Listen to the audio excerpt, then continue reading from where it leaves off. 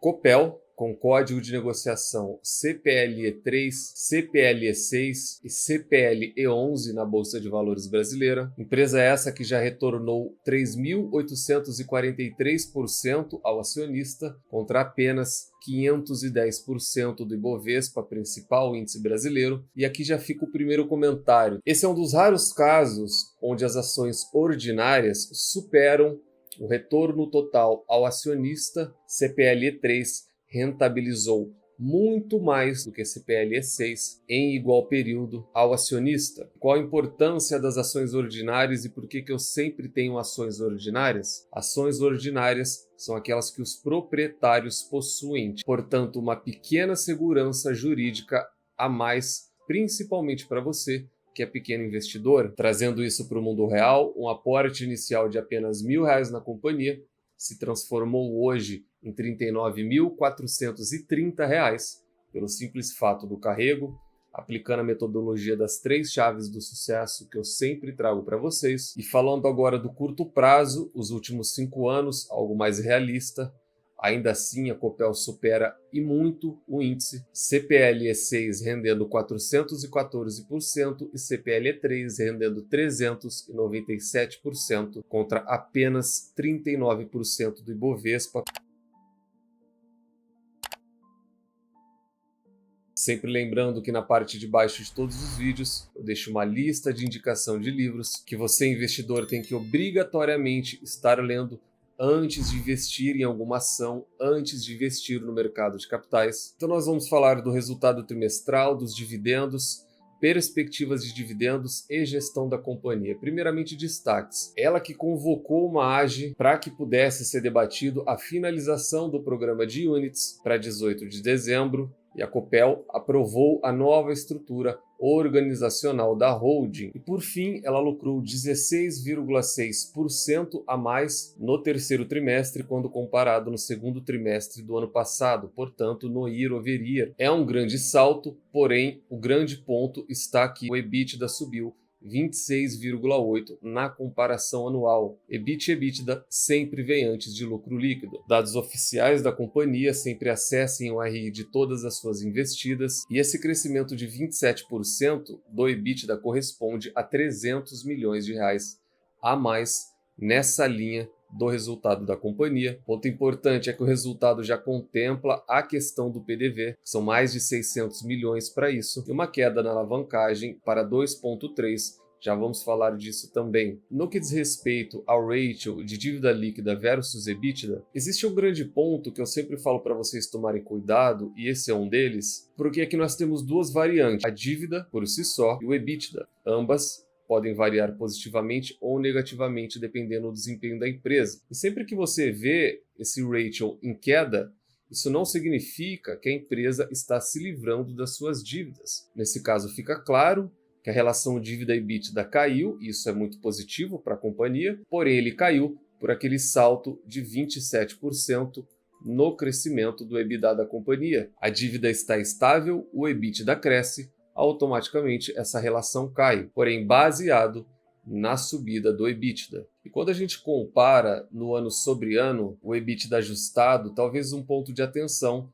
seja somente a Compagás, com uma queda de 15% no período, porém no restante nenhum ponto de alerta, somente pontos positivos. Isso tudo se traduz em quê? Em um lucro líquido ajustado 6,3% superior ao ano passado, atingindo 441 milhões contra 378 milhões em igual período do ano passado. Receita operacional da companhia, porém, caiu não só no terceiro tri, na casa de 6%, bem como nos 9 primeiros meses, caiu 11,2%. E aí você pode se perguntar como a receita cai e o lucro cresce. Nós temos alguns não recorrentes aí, porém eu gostaria de enfatizar aquilo que tem lá no destaque sobre a busca por eficiência da empresa. Essa é uma página logo no começo de destaque no balanço deles, e eles colocam na questão da eficiência operacional, a redução de custos, e eles vêm trabalhando muito nisso. Então, algo muito interessante, talvez não seja benéfico para a gente como sociedade brasileira, porém eu sempre trago para vocês, não misturem as coisas, investimento com emoções. Você vê uma redução no quadro acima de 23% de 2018 para cá, saindo de 7,6 mil para 5,8 mil funcionários. Então, o prognóstico para ela, como corporação, realmente ele é muito bom. Então, de 3 casas ou 3 analistas que cobrem a empresa,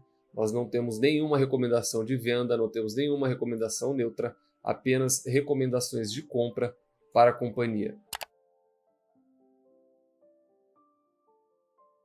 Análise fundamentalista, lucros, lucros e mais lucros, tese essa de Peter Lynch. O que o investidor faz é abrir a DRE da companhia maior histórico possível. É visível a crescente de receita dela e ela nunca entregou prejuízo ao acionista no passado recente.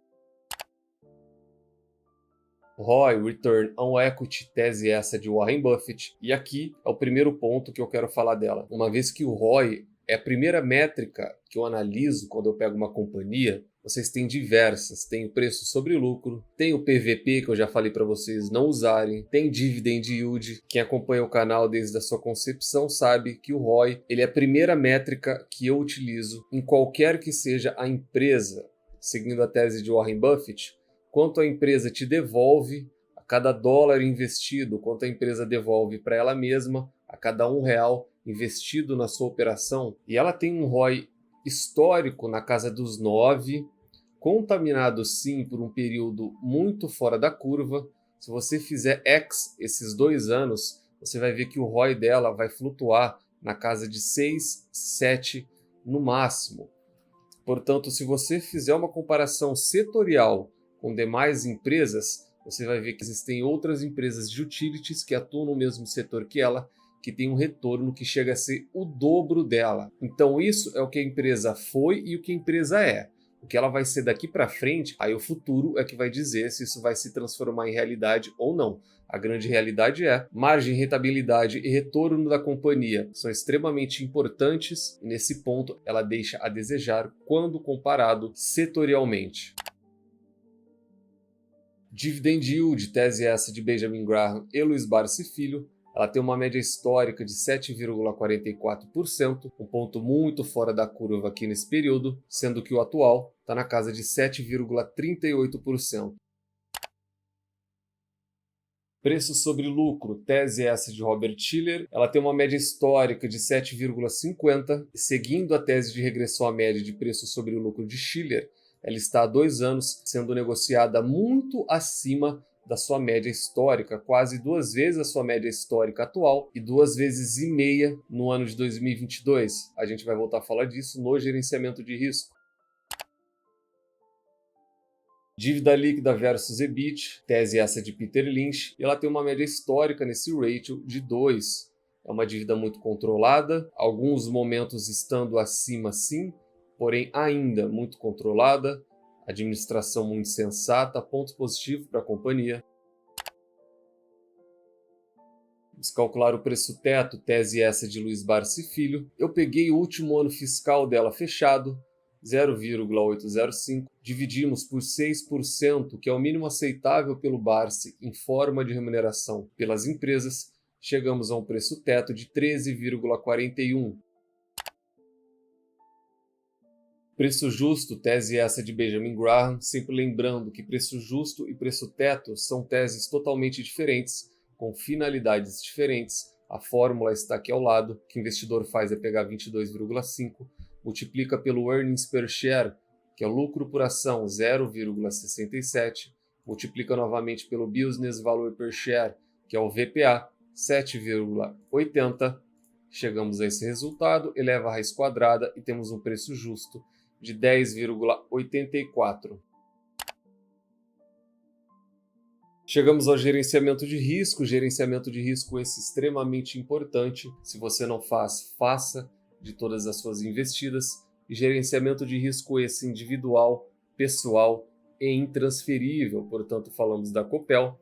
Ela é uma empresa de utilities, setor elétrico, e ela obtém nota 3. Lembrando que notas 3, 4 e 5 são boas, ótimas e excelentes empresas. Pontos positivos e negativos da empresa. E por que eu tenho essa nota 3? Mesmo não querendo. E já explico por quê. Primeiramente, pontos positivos, que são muitos. Ela é uma empresa elétrica, bem administrada, com uma crescente de receita, tem uma remuneração ok para o pequeno investidor, uma dívida controlada, uma frequência bianual de pagamento de proventos. Isso tudo no que é tangível. O que não é tangível? A gestão, e a gente já vai falar dela. Nós temos o nicho, seguindo tese de Peter Lynch, Warren Buffett e Ben Graham, ou seja, ela tem competidoras a nível nacional? Sim, porém estamos falando de uma empresa que atua em geração, transmissão e distribuição.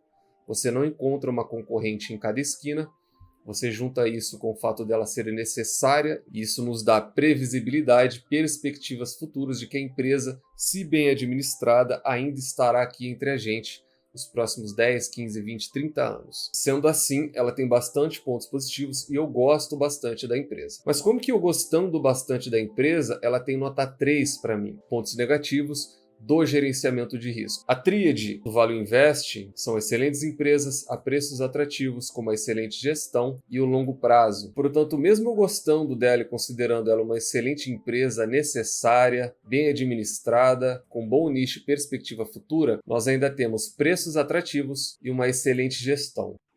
Ela acabou de se tornar uma empresa privada, ela acabou de sair das mãos do Estado. E uma vez que eu só reviso o meu gerenciamento de risco de maneira anual, uma vez que eu tenho muitos ativos, e uma vez que eu sou extremamente rigoroso com a minha metodologia, eu sou extremamente rigoroso com o meu gerenciamento de risco, vale o comentário aqui, e eu já falo em adianto, que em janeiro, que é quando eu estudo as quase 500 ações da Bolsa de Valores brasileira, que é quando eu revejo todas aquelas entre os 3.000 ativos de todos os índices americanos, aqueles que estão dentro do meu nicho de competência, eu revisito eles e reestudo eles, faço o mesmo para criptos ou qualquer que seja o ativo, eu vou revisitá-la e esse ponto da gestão vai ser elevado uma nota e a partir de janeiro a Copel sobe de patamar, ou seja, ela passa a ser uma ótima empresa dentro do gerenciamento de risco, que vai jogar contra ela ainda é o ROI, do qual a gente vai falar, subindo uma nota de avaliação. O meu gerenciamento permite um aporte maior, permitindo também um percentual da minha carteira maior em Copel. Só que daí a gente tem outro ponto de preocupação, que é a questão de preços atrativos, do qual a gente também vai falar. E o segundo ponto para mim é o ROI. Você pega o livro da Fórmula Mágica, ele é factual. A estratégia dos maiores investidores é baseada em retorno, seja o retorno sobre capital investido, seja o retorno sobre o free cash flow, seja o retorno sobre qualquer coisa. E Greenwald fala muito bem disso. E o ROI dela, bem como as margens, são um pouco comprimida. Eu acredito que pode mudar? Sim, eu acredito, mas o retorno dela é baixo e isso se torna um risco, portanto, menos um ponto. A simples melhora nas margens dela, ela já se tornaria uma ótima empresa, com certeza. Pontos positivos e negativos colocados, eu gostaria de trazer um alerta para vocês. Dentro da tríade, nós temos preços atrativos. Então veja, isso é um ponto de alerta, isso daqui não é fundamental, uma vez que você não consegue prever o futuro. Eu gostaria de trazer apenas um alerta que a empresa está sendo negociada nas suas máximas históricas. Não me interessa a perspectiva de crescimento de lucro, não me interessa a multiplicação de receita. De acordo com Shiller, fundamentalmente falando, ela é muito boa empresa, porém fica fácil você perceber que no período recente ela subiu e subiu muito. Eu gozei dessa subida desde as casas dos R$2, na realidade ele estava na casa de R$1,80, R$1,90, se não me falha a memória, até agora a casa dos R$9. Portanto, por mais que os múltiplos pareçam favoráveis, alguns observem a tese de Shiller de regressão à média de preço sobre lucro e analisem que a empresa está nas cotações máximas. Estou apenas dando uma sugestão para que vocês analisem com um pouco mais de cuidado.